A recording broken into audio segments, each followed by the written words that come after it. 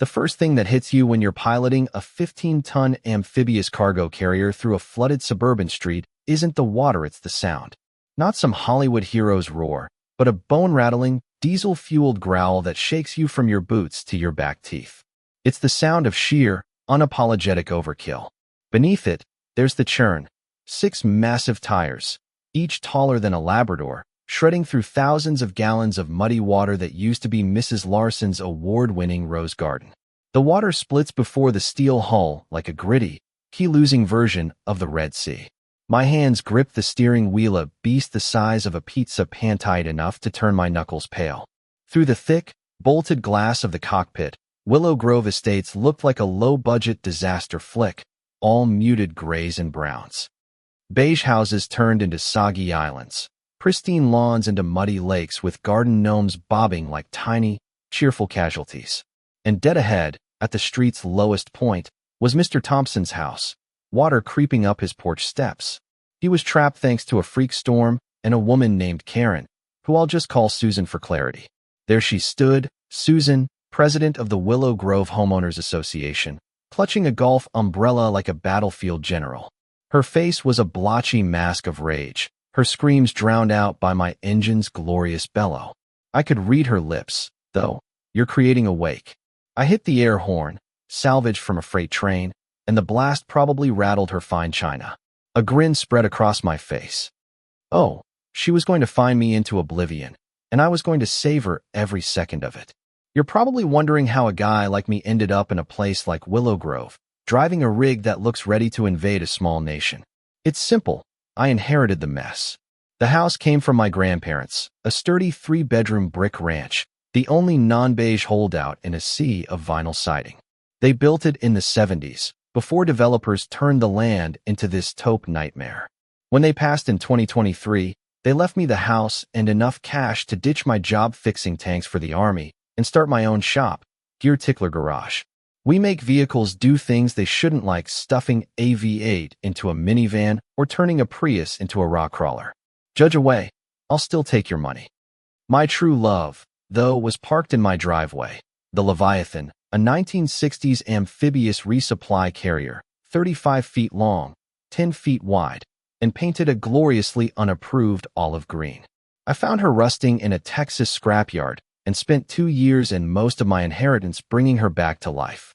To me, she was a marvel. To my neighbors, she was a middle finger in metal form. Enter Susan. 3 days before the flood, she marched up my driveway like a bad omen, clipboard in hand, dressed in her HOA uniform, pastel polo, white capris, and sensible loafers.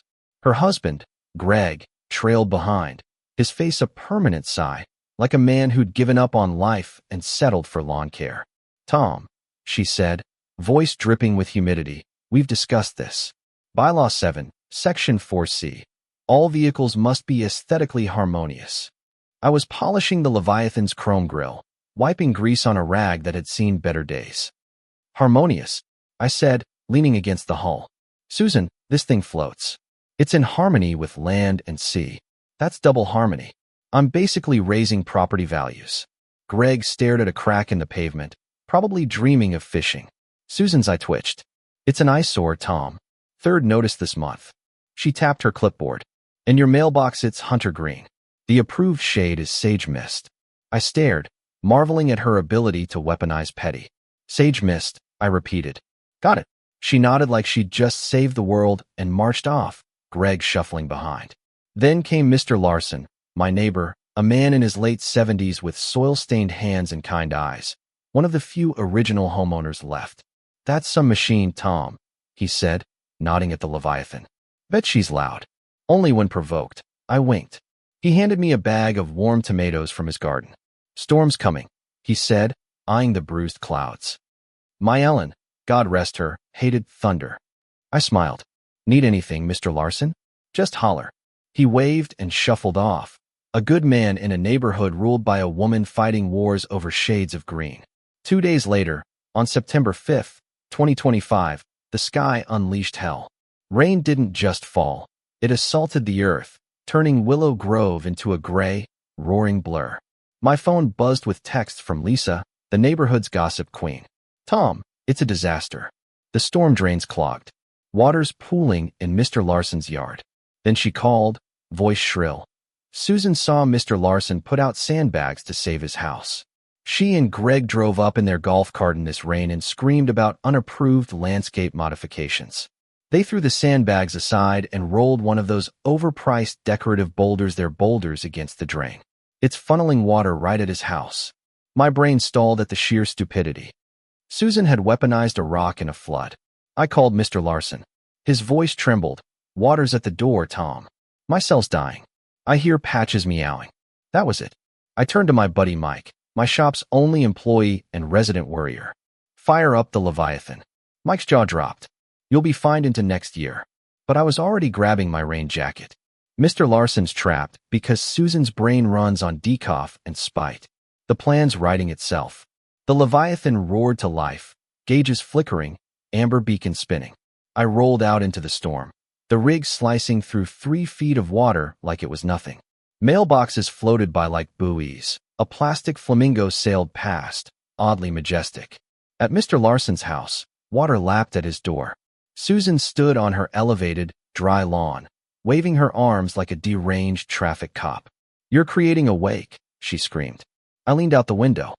Sorry, Susan, can't hear you. Busy saving the neighbor you trapped. Her face went from red to ghost white as I maneuvered the Leviathan's bow to his porch, lowering the ramp with a hydraulic hiss. I waded in, found Mr. Larson clutching a soaked Patches, and guided them up the ramp to safety. Inside, I wrapped them in blankets, Patches shivering in my jacket. As I backed away, I glared at Susan, still clutching her umbrella, defeated. At my house, safe on higher ground, I gave Mr. Larson tea and a warm chair. Then came the red and blue lights due police cruisers. Officer Grant, a weary veteran, and Officer Riley, a rookie with a fresh buzz cut, stepped out. Susan pounced, pointing at me. He's a menace. He damaged property with that thing. I sipped coffee on my porch.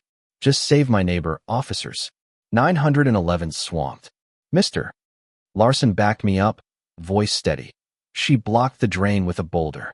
Lisa chimed in from her window. I saw it all. Grant's annoyance shifted from me to Susan. Endangering a resident in an emergency is serious, ma'am. Riley, circling the Leviathan, grinned. This is awesome. Grant sighed. Keep it parked, Tom. Nice work, though. Riley gave a thumbs up. Legendary.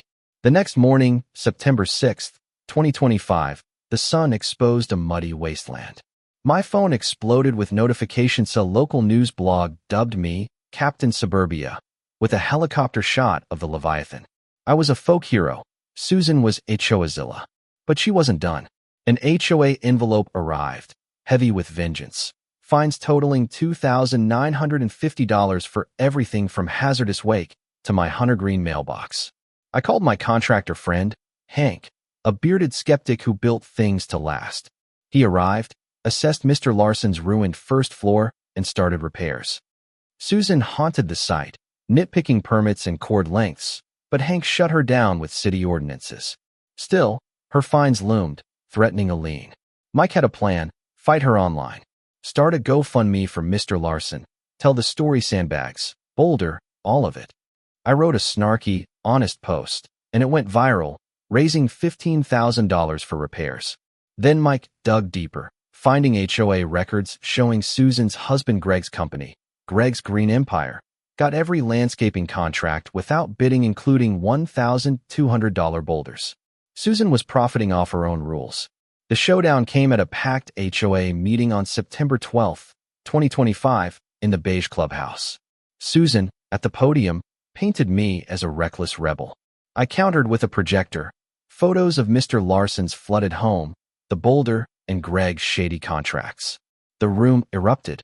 Residents shouted about misused funds. Susan's gavel was ignored.